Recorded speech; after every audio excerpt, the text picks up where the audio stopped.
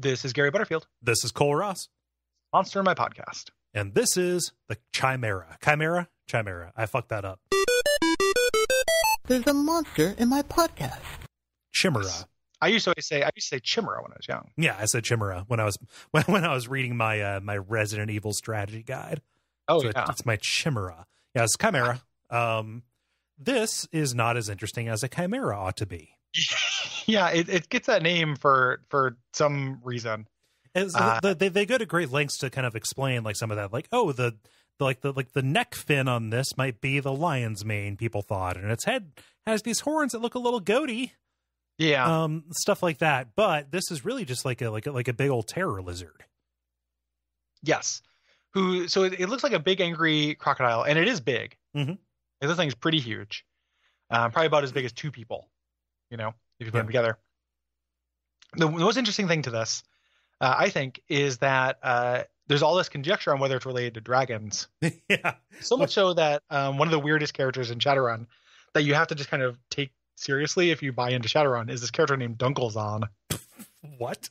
Who Dunkelzahn is in Shadowrun? Dragons are gigantic, like, schemers. Like, everything else is an animal, but then dragons came along and they're like super shape-shifting super geniuses who rule the world. Right. Dunkelzahn was the president of the United States for a time in Shadowrun. That is a very dumb name for a president. President Dunkelzahn. President Dunkelzahn? Yeah. Yeah. Better than President Drump. I don't know. Hard-hitting commentary here. Nice try. Thank you. Just reading a John Oliver voice. Yeah. So the president at this point has denied the kinship of these things. That's weird, right? Yeah. So like the idea that this may or may not be a dragon or related to dragons becoming a weirdly political issue enough to where like the entire Shadow Talk on this is just is like a slap fight over whether or not this qualifies as a dragon. Yeah. As though somebody's dignity, these all powerful beings' dignity is somehow compromised. And like the idea, so I'm just imagining like this makes me think of two things. One, the equivalent of this in a real world would be very weird, which would just be like, you know, Obama saying that like a certain breed of dog was not related to him. You know, like when you imagine a press release, like, and you think something's really serious, and then like, you know, Obama sidles on up to the podium. And it's just like, I'm like here to say that I am, you know, I'm not related to turkeys. You know, or something. It's like, oh, okay. I'm here to tell you, fuck borzois. Oh, okay, that's weirdly specific. We know you're not a borzoi, and the fact that you're saying that you're not a borzoi makes me really think you're a fucking borzoi. Yeah. Are you like two borzois standing on top of each other inside of an Obama costume? Yeah. So there's that. The other thing I was thinking about is, do you think that President Dunkelzahn is saying this? It's similar to when Bart moved into the White House when Lisa was president, and he doesn't want his like no good Nick cousin moving in and mooching the president. Like he just like cousin Chimera comes in and just like starts stinking up the joint, you know, taking big gigantic dinosaur shits all over the White House, and like has his band practicing in the Oval Office and shit. Gary, I think that's exactly what happened. It's a good hook, right?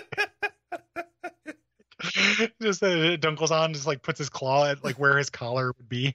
I imagine Dunkelzahn when he's president. I didn't read those source books, but I imagine him just being a huge dragon, but having just the collar and tie. Oh, like he's a priest. Yeah. Yeah. And just pull his collar like, oh, Chimera's in town. Yeah. So these chimeras, really, their only thing is, you know, they're big, they're aggressive. I'm looking at their strength. I mean, like they're like a gigantic thing. They're weak to iron, which a lot of things might be. And really, like they just are good at camouflage, and they can poison you. Yeah, and they're immune to poison. Right. But even the story within the Shadow Talk thing has one of them backing off. Yeah. Like they put up their little trill, their collars, and try to look big, and they're already, you know, they're pretty big. And then they just, if you don't back down, they will. Yeah. You know, so it's like, it's not actually like, these things are a little bit disappointing. I agree. A little bit. Other than that president thing. Yeah. In which case, angle that I think is really good for this. I got to actually track down that book. I think I've got a torrent somewhere of every Shadowrun second edition book. And some of those are just incredible, man. Like there's some really good shit. If you ever like have a hankering to read, I don't know how sourcebook ready you are in general. And we'll get to it. We'll talk about it. We'll camp out on it for a while. But we get to the different shaman spirits. But there's a book, a Shadowrun book called Bug City. Okay. That's very cool, and it's about what happened to Chicago, which is that. And there's this whole like Lovecraft weird angle of these like other dimensional things that take over spirits. Okay. In our world, and ones that are insect based. Like if you're a shaman in Shadowrun, you worship an animal. You have like a totem animal. Mm-hmm. People worship the insects are pretty much worshiping like outsider elder things. Oh, okay. And they take over Chicago, and it's the story of them taking over Chicago and what that world is like, and the people who still live there who are like living in this post-apocalypse where they're being hunted by these giant bugs.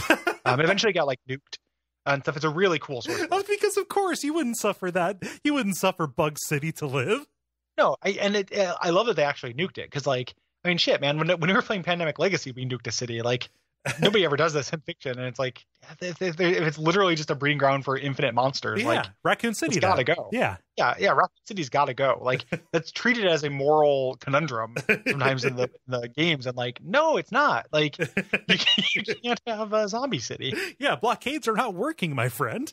The two things you can't have are a zombie city, and you can't have a no good, weed smoking, training ferrets to jerk him off cousin dragon living in the White House, ruining your press releases and starting a war. God bless America. Brought to you by our backers at patreon.com/duckfeed.tv.